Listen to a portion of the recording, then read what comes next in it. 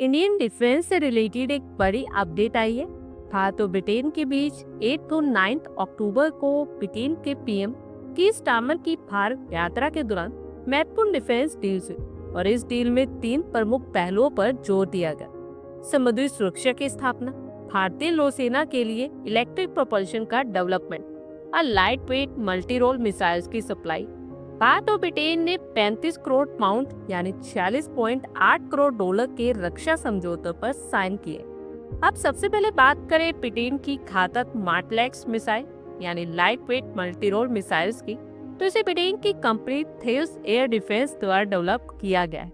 ये हल्की हवा से सतह, हवा से हवा, सतह से हवा और सतह से सतह पर मार करने वाली मिसाइल्स है। भारत के पास पहले से ही कई तरह की मिसाइल्स है, लेकिन एडवांस्ड हल्की और multi role missiles Indian Army को तुरंत जवाब देने में मदद करेगी। ये मिसाइल समुद्र और जमीन दोनों जगह पर इस्तेमाल की जा सकती है। Light weight multi role missiles air defence के लिए एक एडवांस व्यवस्था है जो चुनौतीपूर्ण माहौल में अलग अलग खतरों के खिलाफ सटीकता और प्रभावशीलता देती है। इन मिसाइल्स का इस्तेमाल आमतौर पर एयर डिफेंस के लिए किया जाता है और ये ड्रोन तथा बख्तरबंद गाड़ियों सहित अलग अलग तरह के मिलिट्री प्लेटफॉर्म पर अटैक कर सकती।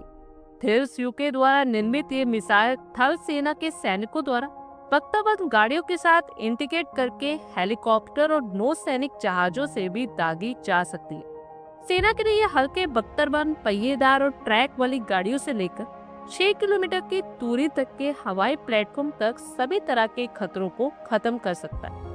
लेजर बीम गाइडलाइन पर based LMM soldier launch tripod और व्हीकल कॉन्फ़िगरेशन पर भी अवेलेबल है।